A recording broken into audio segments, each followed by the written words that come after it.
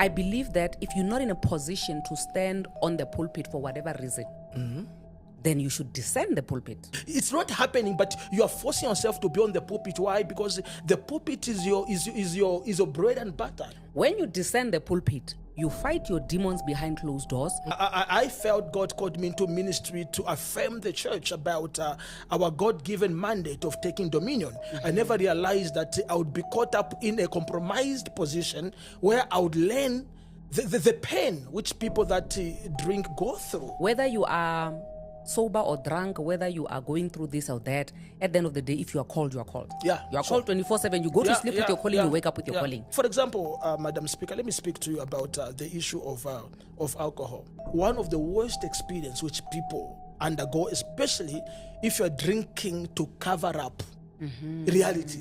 When you go to an extent whereby you compromise your Christian values and you get attacked, that thing can drive you into depression. I qualify to be righteous because I have fallen many times, you know what I mean? And God still justifies me based on the promise of atonement and promise of those who return back to him. You can't move away from your position. You need to keep on preaching. You see, the way the church is designed in Africa, not only in South Africa, in Africa, where we've got the so-called full-time workers in the body of Christ, who have never had a formal education beyond metric. When things are rough or hard, it's impossible for them to get jobs, for them to sustain their lives. Let us go to church, sing, and then go back home.